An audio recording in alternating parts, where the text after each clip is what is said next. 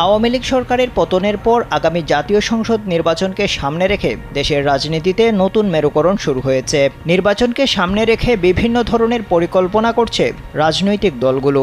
সেই ধারাবাহিকতায় সমমনা দলগুলোকে নিয়ে বৃহত্তর ইসলামিক জোট গঠনের তৎপরতা চালাচ্ছে বাংলাদেশ জামায়াতে ইসলামী।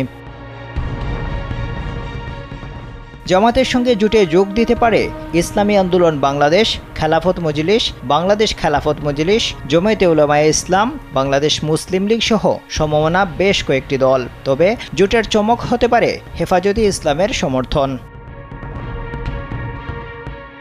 এ বিষয়ে বাংলাদেশ খেলাফত মজলিসের মহাসচিব ও হেফাজতে ইসলামের যুগ্ম মহাসচিব মাওলানা মামুনুল হক শিয়া বাটার ও ভিটামিন ই সমৃদ্ধ lily glam beauty soap, lily always beautiful সম্প্রতি একটি বেসরকারি টিভি চ্যানেলকে দেওয়া সাক্ষাৎকারে বলেছেন, জামাত সহ অন্য দলগুলোর যার যার মতামত যার যার জায়গায় থাকবে, কিন্তু যে বিষয়গুলোতে সবাই একমত সেই বিষয়ে ঐক্য হতে পারে। ঐক্যের জায়গায় সবাইকে নিয়ে একসাথে কাজ করা হবে।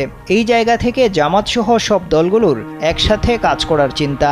মামুনুল হক আরও বলেন, দেশের রাজনীতিতে আওয়ামী লীগ প্রাসঙ্গিকতা হারিয়েছে।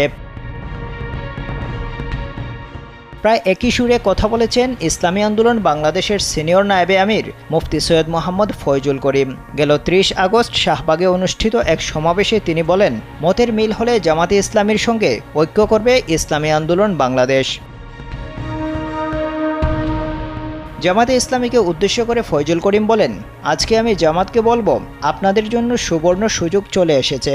আগামীকালই নির্বাচন হবে না। হক্কানি উলামায়ে কেরামের সাথে আপনাদের যে মতানৈক্য আছে বসে সমাধান করেন। চমৎকার এক সুযোগ। আমরা চাই টেকসই স্থায়ী ঐক্য, যে ঐক্য কোনোদিন ভাঙবে না, ফাটল ধরবে না।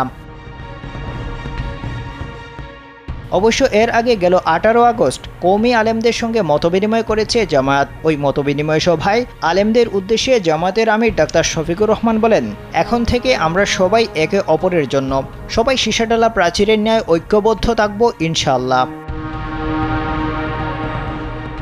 ওই মতবিনিময় সভায় উপস্থিত ছিলেন হেফাজতে ইসলামের যুগ্ম মহাসচিব মাওলানা আজিজুল হক ইসলামাবাদী। তিনি বলেন, আমিরে জামাত সব মারকাজের আলেমদেরকে একত্রিত করে সবাইকে ধন্য করেছেন। আমাদের এই ঐক্য হাজারো ঐক্য কোনো কাজে আসবে না যদি আমরা ব্যালটের যুদ্ধে একত্রিত না হতে পারি। আমাদের দেশ গণতান্ত্রিক দেশ, তাই আমাদেরকে গণতান্ত্রিক সিস্টেমে আগাতে হবে। এ বিষয়ে জামেয়া মাদানিয়ার মুহতামিম মাওলানা মনিরুজ্জামান কাশিমি বলেন, বাংলাদেশের সব থেকে বড় ইসলামী দল বাংলাদেশ জামাতে ইসলামী।